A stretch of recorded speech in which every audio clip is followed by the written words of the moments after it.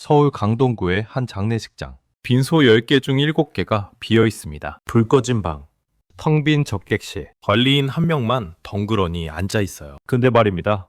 통계청 발표 보셨습니까? 2024년 사망자 35만 8,569명. 전년 대비 6,058명 증가했어요. 하루 평균 980명씩 세상을 떠나는 겁니다. 손님은 계속 늘고 있는데요. 전국 곳곳에서 장례식장이 문을 닫습니다. 병원 부속 장례식장도 예외가 아니에요. 이거 말이 됩니까? 사망자는 늘었는데 장사는 망한다? 여기엔 우리가 몰랐던 충격적인 비밀이 숨어 있습니다. 장례식장은 빈소를 파는 게 아니었어요. 다른 걸 팔고 있었습니다. 바로 육개장이었습니다. 조문객이 먹는 그 육개장이요. 그런데 그게 지금 사라지고 있어요. 조문객이 안 오니까요. 무빈소 장례가 확산되니까요. 그럼 왜 조문객이 안 올까요? 코로나 끝났는데도요? 왜 돌아오지 않는 걸까요? 그리고 이 변화가 되돌릴 수 없는 건가요? 오늘 네모난 경제학에서는 장례식장 줄 폐업의 진짜 이유를 파헤칩니다. 자, 오늘 갈 건요, 4가지입니다. 첫 번째, 장례식장의 진짜 수익원이 뭐였는지 충격적인 계산. 두 번째, 조문객 150명과 50명의 차이, 숫자로 증명. 세 번째, 코로나 이후 바뀐 사회 규범과 무빈소 장례 확산. 네 번째, 양극화되는 장례시장과 살아남는 업체의 조건. 여러분, 구독과 좋아요는 영상 끝나고 누르셔도 괜찮습니다. 자, 바로 시작할게요. 먼저 핵심 질문을 던져야 합니다. 장례식장의 진짜 고객은 누구였습니까? 우리는 당연히 유족이라고 생각해요. 망자 가족이 돈을 내니까요. 그런데 실제로는 달랐습니다. 장례식장이 돈을 버는 대사는 따로 있었어요. 바로 조문객이었습니다. 살아서 찾아오는 사람들이었던 거예요. 이게 무슨 말이냐고요?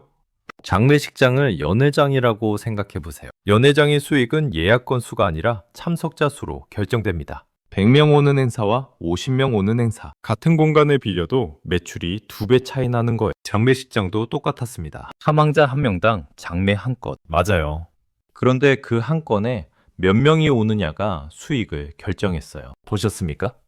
장례식장의 진짜 장사는 죽음이 아니라 조문이었던 겁니다. 자, 이제 충격적인 계산을 해보겠습니다. 가상인물 A씨를 설정할게요.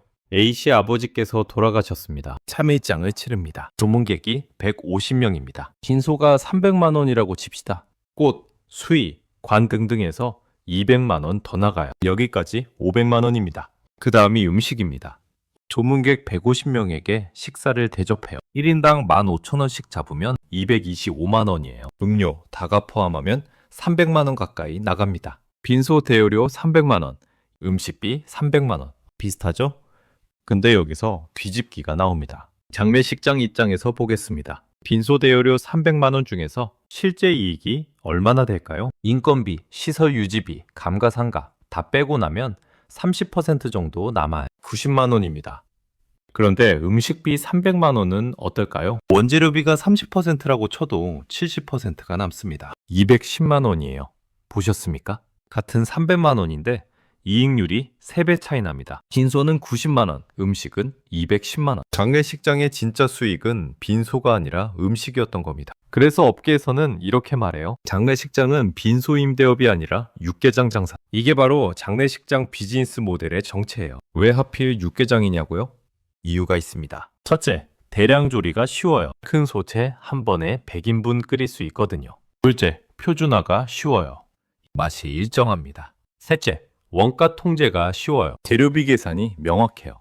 육개장은 그냥 음식이 아니었습니다. 매출 안정장치였던 거예요. 자, 그럼 이제 무서운 시뮬레이션을 해보겠습니다. 조문객이 150명에서 50명으로 줄어들면 어떻게 될까요? 빈소료는 똑같아요. 빈소 크기가 달라지지 않으니까요. 여전히 300만 원이에요. 장례식장 입장에서는 여전히 90만 원 남습니다. 그런데 음식비는 어떻게 될까요? 150명분에서 50명분으로 줄어들어요. 50명 곱하기 15,000원, 75만 원입니다. 이익은 210만 원에서 52만 원으로 뚝 떨어져요. 조문객이 3분의 1로 줄면요. 빈소 수익은 그대로지만 음식 수익은 4분의 1로 줄어드는 겁니다. 전체 이익이 300만 원에서 142만 원으로 절반 이하로 떨어져요. 그럼 또 질문 드립니다. 무빈소 장례는 어떻게 될까요? 빈소가 없습니다. 조문객이 없습니다. 음식이 필요 없습니다. 음식 매출이 0입니다. 이익도 0입니다. 장례식장 입장에서는 이익의 70%가 증발하는 겁니다. 이게 바로 장례식장이 줄 폐업하는 이유예요. 사망자가 늘어도 소용없어요. 조문객이 안 오면 돈이 안 되는 구조였던 거예요. 여기서 중요한 팩트 하나 짚고 가겠습니다. 장례식장의 수익 구조를 아는 유족은 거의 없었어요. 그냥 패키지로 받았거든요. 견적서에 항목별로 나와 있어도 뭐가 뭔지 몰랐습니다. 그래서 1,000만 원 넘는 돈을 내는데요. 실제로 그 돈이 어디로 가는지 몰랐던 거예요. 빈소료인 줄 알았는데 절반은 음식값이었던 겁니다. 그런데 이제 사람들이 깨닫기 시작했어요. 조문객 안 오면 음식비가 안 나간다는 걸 알아버린 거예요. 그럼 선택이 달라집니다. 조용히 보내드리고 싶다. 조문받지 않겠다. 무빈소로 하겠다. 이렇게 바뀌는 겁니다. 그럼 여기서 또 다른 의문이 생깁니다. 코로나 끝났는데 왜 조문객이 안 돌아올까요? 일시적 현상이 아니라는 건가요? 이 변화가 정말 되돌릴 수 없는 건가요? 답은 명확합니다. 사회적 규범이 완전히 뒤집혔거든요. 코로나 이전엔 이랬습니다. 장례식장 가는 게 예의다. 안 가면 결례다. 도예금만 보내면 성의 없다. 이게 당연한 상식이었어요. 회사 상사 부친상이면 새벽에라도 달려갔습니다. 친구 할머니 돌아가셨다는 소식 들으면 퇴근 후에라도 다녀왔어요. 코로나 이후에 완전히 반대가 됐어요. 안 가는 게 배려다. 부예금만 보내는 게 예의다. 오히려 가면 민폐다. 샵 80도 뒤집힌 겁니다. 그럼 질문 드립니다. 한 번 바뀐 규칙이 다시 돌아갈까요? 안 돌아갑니다. 절대 안 돌아갑니다. 왜냐고요? 사람들은 편한 쪽을 선택하기 때문입니다. 안 가도 되는데 굳이 갈 이유가 없는 거예요. 여기에 현실적인 이유가 3가지 더 있습니다. 첫째, 시간입니다. 장례식장 다녀오려면 최소 반나절은 잡아야 해요. 지방이면 하루 꼬박이에요. 직장인 입장에서는 연차 써야 합니다. 둘째, 비용입니다. 서울 사는 사람이 부산 장례식장 간다? 왕복 교통비만 몇십만 원이에요. 여기에 부의금까지 더하면 최소 30만 원은 나갑니다. 셋째, 감정노동입니다. 장례식장 가면 뭐합니까? 유족, 위로해야 해요. 울고 있는 사람 앞에서 뭐라고 말해야 할지 모릅니다. 어색합니다. 부담됩니다. 보셨습니까? 장례식 참석은 점점 고비용 행동이 되어가는 겁니다. 그럼 유족 입장은 어떨까요? 유족도 부담이에요. 3일 내내 빈소를 지켜야 합니다. 오시는 분마다 인사해야 해요. 같은 말을 100번 반복해야 합니다. 슬픔을 표현할 시간도 없어요. 손님 접대하느라 정신없습니다. 누가 왔는지 체크해야 하고요. 부예금 관리해야 하고요. 음식 나가는 거 확인해야 합니다. 그리고 비용입니다. 조문객이 많을수록 비용이 늘어나 음식비가 올라갑니다. 1천만 원이 2천만 원이 돼요. 여기서 무빈소 장례가 대안으로 떠오르는 겁니다. 무빈소 장례가 뭘 해결해 줄까요? 시간, 비용, 감정노동을 한꺼번에 줄여줘야 3일장이 하루로 끝납니다. 1천만 원이 500만 원으로 떨어져요. 조문객 응대 안 해도 됩니다. 가족끼리 조용히 보낼 수 있어요. 그럼 여기서 또 질문이 나옵니다. 그래도 결례 아닌가요? 조문도 못 받고 가시는 게 예의에 어긋나는 거 아닌가요? 인식이 바뀌었습니다. 요즘 사람들은 이렇게 생각해요. 성식보다 추모가 중요하다. 많이 오는 것보다 진심이 중요하다. 번잡한 장례보다 조용한 이별이 낫다. 그리고 또 하나. 민폐 부담입니다. 요즘 부고 연락 받으면 부담스럽다는 사람이 많아요. 가야 하나 말아야 하나 고민됩니다. 안 가면 결례일 것 같고요. 가자니 시간 내기 힘듭니다. 차라리 연락 안 받는 게 낫다는 거예요. 모르면 안 가도 되니까요. 유족 입장에서도 이 심리를 압니다. 그래서 일부러 연락 안 해요. 조용히 보내드립니다. 장례 끝나고 알립니다. 이게 무빈소 장례가 확산되는 진짜 이유예요. 문화가 완전히 바뀐 겁니다. 여기에 제도 변화까지 겹쳤습니다. 보건복지부 자료를 보겠습니다. 2024년 화장률이 93.8%예요. 거의 대부분이 화장을 선택합니다. 그리고 2025년 1월 24일 바로 며칠 전부터요. 자연장 제도가 시행됐어요. 자연장이 뭐냐고요?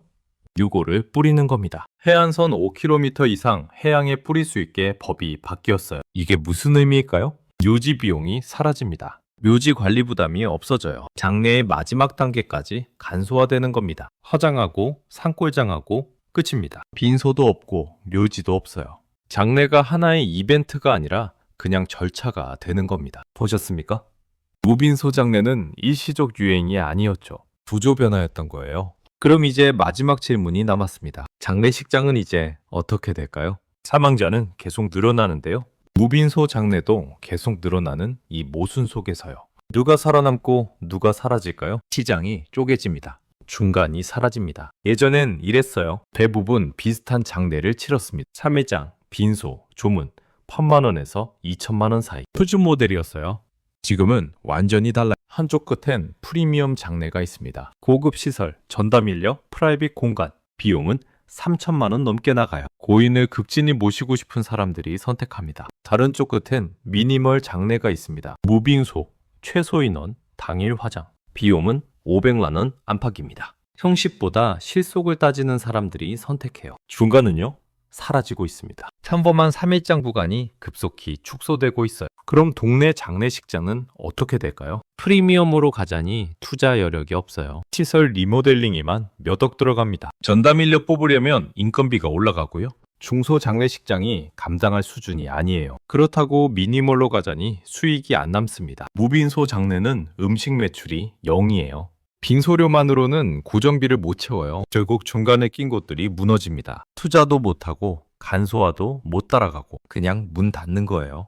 여기에 지금 같은 경제 환경이 변수로 작용합니다. 한국은행 기준금리 2.5%, 원달러 환율은 1,470원대까지 움직였어요. 고금리, 고물가 구간에서는 유족의 현금 압박이 커집니다. 갑자기 1,000만 원 넘는 돈을 쓰는 게 부담돼요. 대출받기도 쉽지 않고요. 그럼 선택이 달라집니다. 간소화 쪽으로 기울어요. 조금이라도 비용을 줄이려고 합니다. 무빈소 장례 선택이 더 빨라지는 거예요. 보셨습니까?